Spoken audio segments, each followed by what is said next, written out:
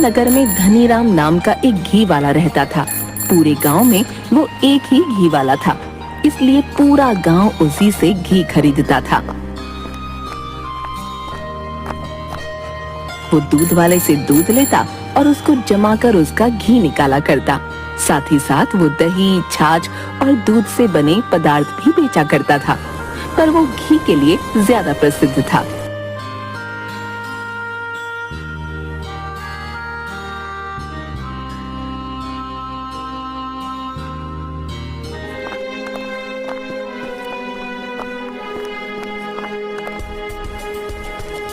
अरे सुखीराम, जल्दी जल्दी हाथ चला, बहुत सारा काम है अभी। इस दूध को जमाना भी है और उसके बाद इसमें से घी भी निकालना है। तुझे पता है ना कितना घी बिकता है मेरा? साहब, अभी दूध उबालने और ठंडा होने में वक्त लगेगा। घी तो कल ही निकल पाएगा। मुझे मत सिखा, तुझे मैंने ही सिखाया है काम करना।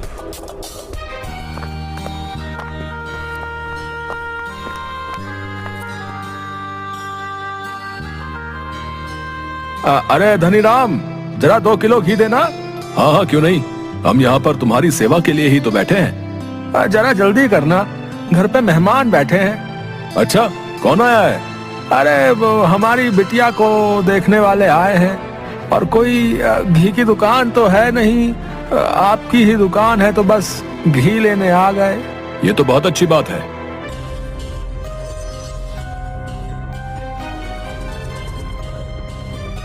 धनीराम लोगों को बातों में फंसा देता था और अपने तराजू के नीचे चुंबक लगाकर रखता, जिसकी वजह से घी कम तोलता था और ये बात किसी को पता नहीं चलती थी। एक दिन की बात है।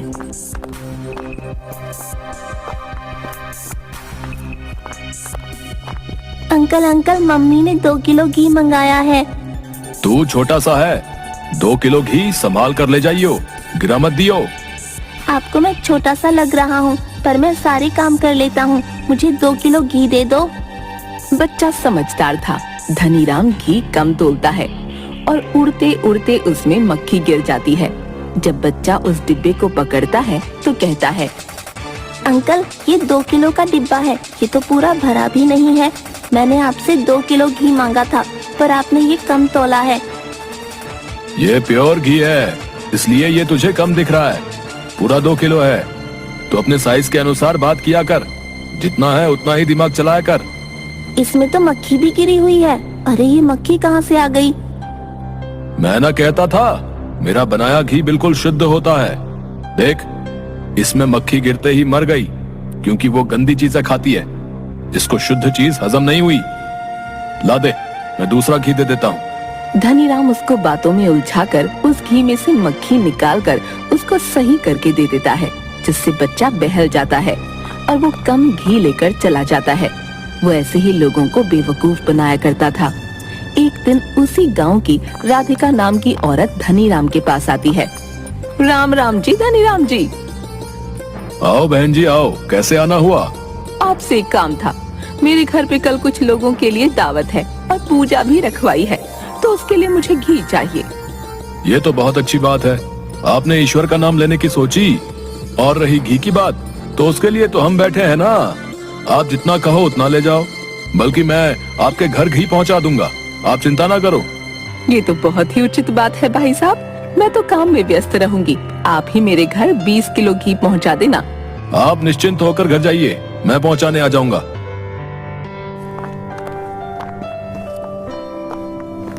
धनीराम इतना भारी ऑर्डर पाकर बहुत खुश होता है और वो सुखीराम के पास जाता है। सुखीराम, जल्दी जल्दी हाथ चलाओ, आज 20 किलो घी बनाने का ऑर्डर मिला है। 20 किलो घी सेठ जी, आज तो वैसे ही दूध कमाया है, भला इतना घी कैसे निकल पाएगा? कुछ भी अच्छा होता है तो उसमें तू भांजी मार देता है। तू घी बना, बाकी मैं देख लूंगा। सुखीराम धनीराम के कहे अनुसार जल्दी जल्दी हाथ चलाता है और घी बनाना शुरू करता है। पर 15 किलो घी ही बन पाता है। सेठ जी, 5 किलो घी कम रह रहा है, अब क्या करना है?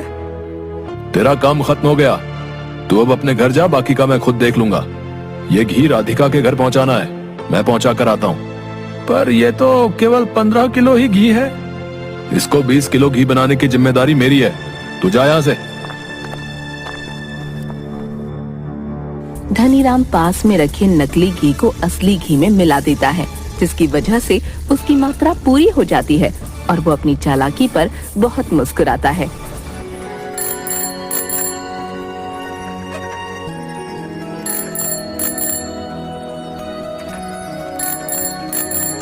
और राधिका के घर घी लेकर पहुंच जाता है।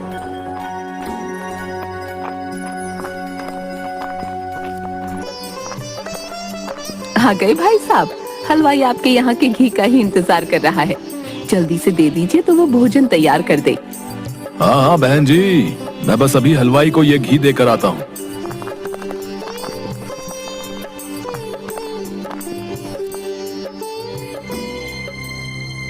जब हलवाई उस घी को देखता है तो उसको कुछ शक होता है और वो धनीराम से कहता है, ये कैसा घी है? इसमें तो अलग ही महक आ रही है। ये हमारे गांव का स्पेशल घी है जो मैं पूजा के लिए लेकर आया हूँ। पर इसमें तो देसी घी की महक नहीं आ रही है। तुमने देसी घी देखा ही कहाँ है?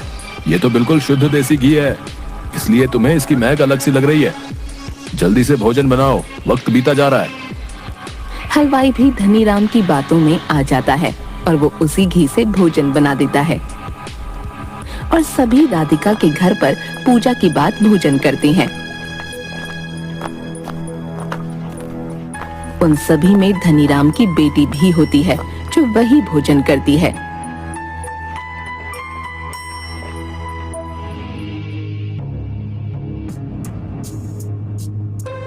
अरे हमारी बिटिया कहाँ है? वो अभी तक दिखी नहीं मुझे कितना वक्त हो गया है आए हुए। वह राधिका के घर पर भोजन करने के लिए गई है, आती ही होगी। जैसे ही उसकी बेटी घर पर आती है तो वो उल्टियां करना शुरू कर देती है। उसकी ऐसी हालत देखकर धनीराम के पैरों तले जमीन खिसक जाती है। जब वो उसको अस्पताल लेकर भागता है तो देखता है कि गांव के ज्यादातर लोग बीमार पड़े हुए हैं।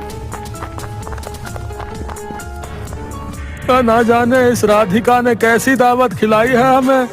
हमारी तो तबीयत ही खराब हो गई भैया। हमें इसको तो पुलिस के हवाले कर देना चाहिए। हाँ नहीं नहीं, मैंने खाने में कुछ भी नहीं मिलाया। महाराज जी, आपने कैसा खाना बनाया था कि सभी लोग बीमार हो रहे हैं और मुझ पर आरोप लगा रहे हैं। बीबी जी, मैंने तो खाने में कुछ भी नहीं मिलाया, बल्कि पूरी ईमानदारी से खाना बनाया था। पर जब मैं खाना बना रहा था तो उसमें देसी घी की महक ना आकर अलग सी महक आ रही थी, जैसे कि वो मिलावटी घी हो।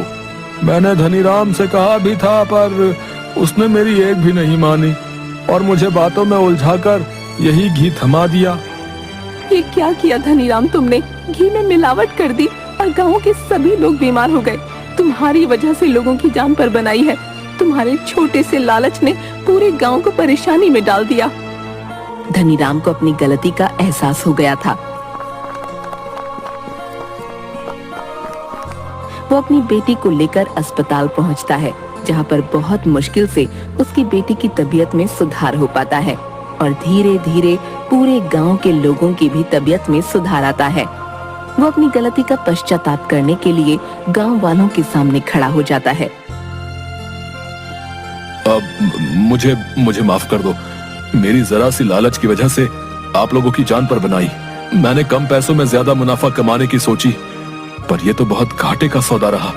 मुझे नहीं पता था कि मेरी इतनी छोटी सी नादानी इतनी भारी पड़ सकती है। तुम एक ही इस गांव में घी वाले हो, इसलिए सब तुम पर भरोसा करके तुमसे घी लेते हैं। कोई तुमसे मोल भाव नहीं करता और न ही तुम्हारी चालाकियों को देखता है। तुम कितना लालच करते हो ये सबको पता है, पर हर कोई मजबूरी में तुमसे घी खरीदता है और तुमने हम सबकी मजबूरी का फायदा उठाया। मैं जानता हूँ मेरी गलती माफी के लायक नहीं है, पर मैं आप सबसे हाथ जोड़कर माफी मांगता हूँ और एक मौका और मांगता हूँ कि आगे से ऐसी कोई भी गलती आपके सामने नहीं आएगी।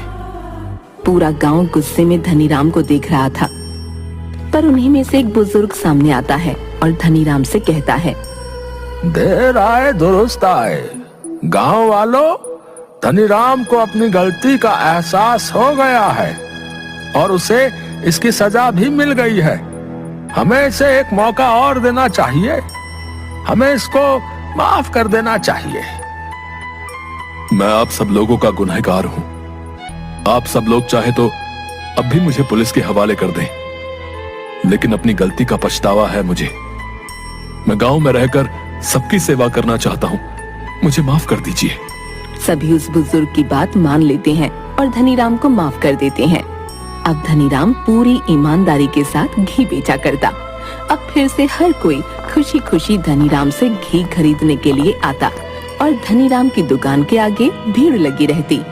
धनीराम अब लालच के बारे में सोचता भी नहीं था। न ही वो घी कम तोलता और न ही उसमें मिलावट करता। अब वो सच्चा और ईमानदार घी वाला बन गया था।